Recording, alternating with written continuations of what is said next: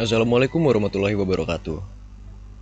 Pada kesempatan kali ini, saya akan mempresentasikan hasil penelitian kami yang berjudul Analisis Sentimen pada Ulasan Produk UMKM Batik Madura di Tokopedia menggunakan TF-IDF dan Random Forest. Penelitian ini bertujuan untuk membantu UMKM memahami pola sentimen pelanggan, khususnya dalam konteks marketplace Tokopedia, dalam menggunakan teknik analisis data yang terukur. Penelitian ini merupakan hasil kolaborasi dari tim riset yang terdiri dari Bapak Insinyur Ari Basuki, ST, MT, kemudian Ibu Insinyur Andarini Dwi Cahyani, Skom, Mkom, PhD, kemudian Sohibun Naufal, Wendy Aji Firmansyah, Natasha Indriani. UMKM Batik Madura memiliki potensi besar di marketplace, khususnya Tokopedia. Namun, pemahaman terhadap sentimen pelanggan masih terbatas. Hal ini penting karena ulasan pelanggan dapat menjadi sumber informasi berharga untuk meningkatkan daya saing dan strategi pemasaran. Melalui analisis sentimen, UMKM dapat memahami pola ulasan pelanggan, seperti kepuasan atau keluhan, sehingga dapat mengambil keputusan yang lebih efektif untuk meningkatkan kualitas produk dan layanan. Selanjutnya, tujuan dari penelitian ini yang pertama yaitu menganalisis performa model Random Forest dalam klasifikasi sentimen ulasan produk UMKM Batik Madura di Tokopedia. Selanjutnya yaitu mengevaluasi efektivitas metode TF-IDF dengan konfigurasi Ngram. Yang ketiga, mengidentifikasi konfigurasi Ngram terbaik untuk dataset pendek berdasarkan metrik akurasi, presisi, recall, dan F1 score. Kemudian yang terakhir yaitu memberikan rekomendasi optimasi model untuk penggunaan Ngram yang lebih kompleks. Selanjutnya yaitu arsitektur sistem. Penelitian ini dilakukan melalui 5 tahapan utama. Yang pertama yaitu pengumpulan data dari Tokopedia. Kemudian yang kedua yaitu pra-pemrosesan data, seperti pembersihan dan tokenisasi data. Selanjutnya yaitu ekstraksi fitur menggunakan metode TF-IDF. Kemudian yang keempat yaitu penerapan model Random Forest. Kemudian yang terakhir yaitu mengevaluasi model berdasarkan metrik performa. Selanjutnya yaitu pengumpulan data. Kami menggunakan teknik web scraping untuk mengumpulkan ulasan pelanggan dari Tokopedia. Beberapa library yang digunakan adalah yang pertama, Selenium. Selenium berfungsi untuk membuka halaman web dan berinteraksi dengan elemen. Kemudian yang kedua, Web Driver Manager. Ini digunakan untuk mengelola driver browser. Kemudian yang ketiga, Beautiful Soup. Digunakan untuk memproses HTML. Dan yang keempat, Time. Time di sini berfungsi untuk mengatur jeda pemrosesan. Kemudian yang kelima, Pandas untuk menyimpan data ke dalam format CSV. Seperti yang sudah saya jelaskan sebelumnya, Selenium berfungsi untuk otomatisasi web browser, termasuk untuk membuka halaman web dan berinteraksi dengan elemen-elemen halaman seperti klik tombol, input data, dan lain-lain. Selanjutnya Web Driver Manager. Di sini, Web Driver Manager digunakan untuk mengunduh dan mengelola driver untuk keperluan Selenium, dan itu dilakukan secara otomatis. Kemudian selanjutnya yaitu Beautiful Soup. Beautiful Soup digunakan untuk memparsing halaman HTML dan mengekstrak data dari halaman tersebut. Selanjutnya Time. Time di sini digunakan untuk memberikan jeda atau delay. Misalnya time sleep yang saya gunakan pada penelitian kami. Agar halaman dapat dimuat sepenuhnya sebelum melanjutkan eksekusi. Di sini berarti hal ini dilakukan agar meminimalisir terjadinya resiko kesalahan saat web scraping sedang dilakukan. Selanjutnya yaitu Pandas. Panda sendiri digunakan untuk memproses dan menyimpan data yang diperoleh dari web scraping ke dalam format data frame dan kemudian mengekspor data tersebut ke dalam format file CSV. Selanjutnya yaitu prapemprosesan data. Setelah semua data terkumpul ke dalam satu dataset, kami melakukan beberapa tahapan-tahapan prapemprosesan.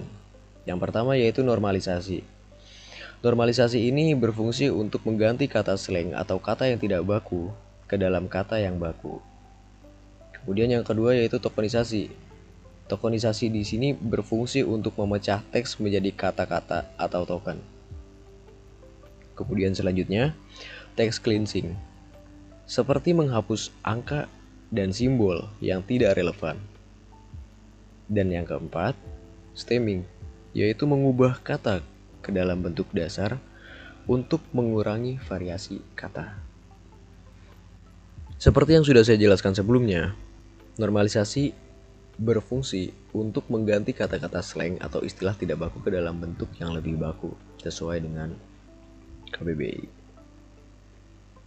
Kemudian ada tokenisasi, kemudian text cleansing yang berfungsi untuk menghapus karakter yang tidak diinginkan seperti angka dan simbol untuk memastikan teks hanya berisi kata-kata.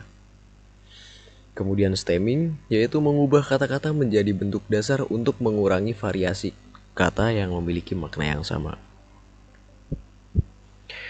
Ekstraksi fitur. Di sini kami menggunakan TF-IDF untuk mengubah teks menjadi vektor numerik. Fitur ini mencerminkan pentingnya sebuah kata dalam dokumen dibandingkan dengan keseluruhan korpus. Untuk menangani data yang tidak seimbang, kami menggunakan Smooth untuk oversampling kelas minoritas sebelum membagi data menjadi data latih dan data uji. Seperti yang sudah jelaskan sebelumnya, TF-IDF di sini berfungsi untuk mengubah teks menjadi vektor numerik yang mencerminkan pentingnya kata dalam sebuah dokumen relatif terhadap keseluruhan korpus. Menggunakan TF-IDF Vectorizer untuk mengekstraksi fitur dari teks yang sudah diproses sebelumnya. Fitur yang dihasilkan adalah representasi vektor dari teks yang mengukur pentingnya kata berdasarkan frekuensinya dalam dokumen dan korpus secara keseluruhan. Seperti yang sudah saya bilang sebelumnya, karena adanya masalah tentang ketidakseimbangan kelas yang ada pada dataset, di sini kami menggunakan teknik oversampling.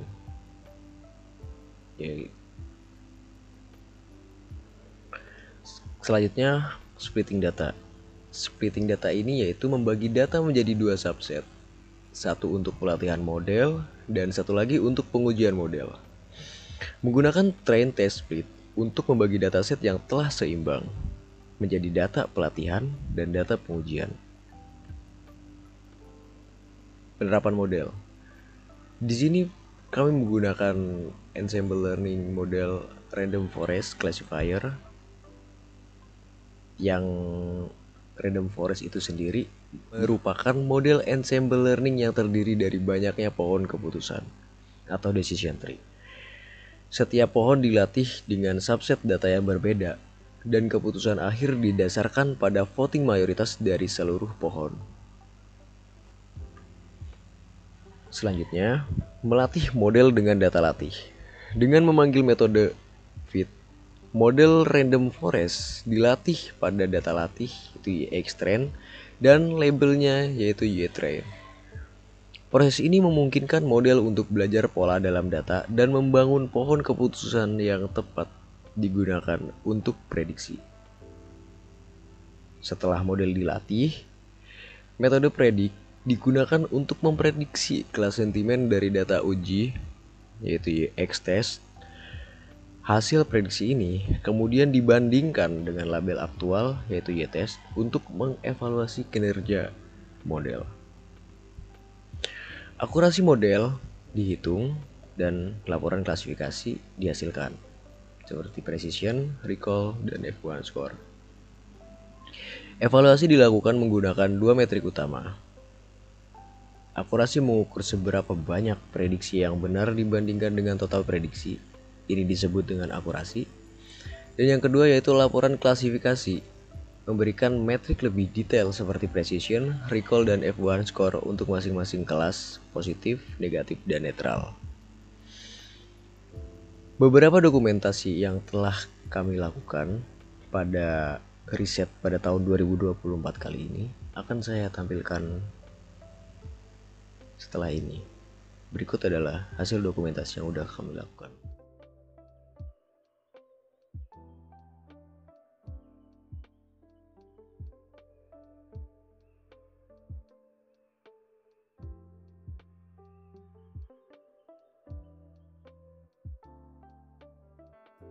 Sebagai penutup, kami mengucapkan terima kasih kepada program studi S1 Teknik Informatika dan LPPM Universitas Trunajaya Madura atas dukungannya dalam penelitian ini.